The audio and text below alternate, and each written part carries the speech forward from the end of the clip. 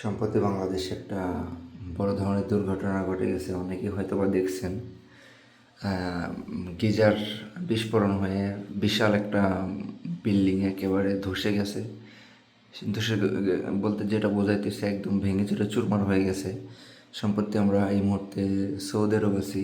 আর দেখেন, এটা কিন্তু যদিও সৌদি আরবের ভিতরে আমরা আছি এই মুহূর্তে, অথচ ওই যে গিজারটা রয়েছে এটা কিন্তু মেড ইন ইউনিট আরব আমিরের, মানে আপনার দুবাই বললে সাধারণত সবাই বোঝে।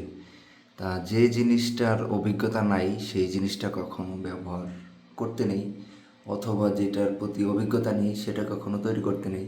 এই দেখেন, এই জিনিসটা কিন্তু সৌদি আরবে ইঞ্জিনিয়ারের অভাব নাই, ওয়ার্কশপের অভাব নাই, পণ্ডিতের অভাব নাই, তারপরে কিন্তু এরা এটা তৈরি করতে পারে নাই। যার প্রয়োজন এটা অর্ডার দিয়ে অন্য দেশ থেকে ইম্পোর্ট করে এরপরে নিজের দেশে ব্যবহার করতেছে।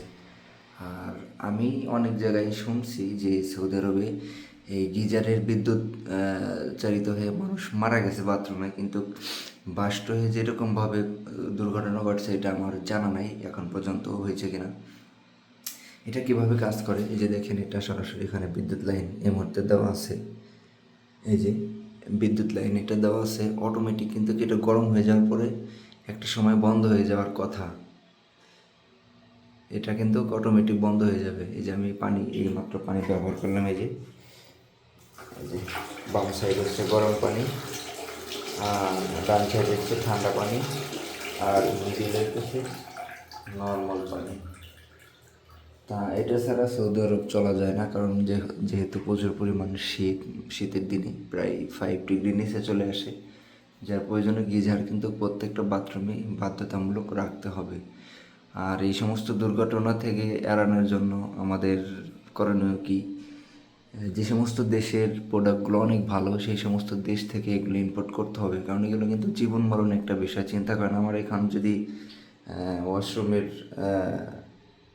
সিকিমটা কিন্তু লক করা আছে, আর এতটুকু একটা জায়গা, আমি দেখেন এতটুকু একটা জায়গা যদি এতটুকু একটা জায়গার ভিতরে থেকে যদি এটা বিস্ফোরণ হয় তাহলে আমার পরিস্থিতি কি হইতে পারে। আল্লাহ না করুক যদি এটা কোনো রকম দুর্ঘটনা ওরকম ঘটে, আমার তো খুঁজেই পাওয়া যাবে না। বিল্ডিংয়ের ইট ছাদ পর্যন্ত একেবারে ছিন্ন বিচ্ছিন্ন হয়ে গেছে।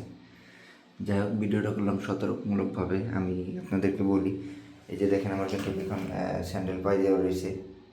আপনারা যদি সৌদি আরবে থাকেন অবশ্যই এটা সেফটি অনুযায়ী চলবেন।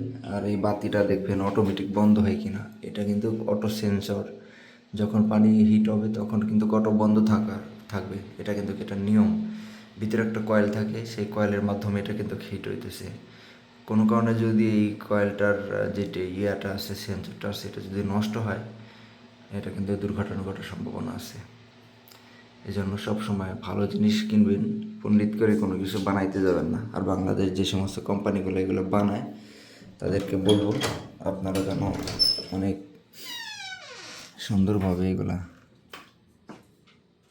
বাইরে থেকে ইম্পোর্ট করেন অথবা নিজেরা তৈরি করেন। যদি আইন কারণ সব কিছু মিলে ঝিলে তারপরে এগুলো করবেন। যাক, সবাই ভালো থাকবেন, সুস্থ থাকবেন।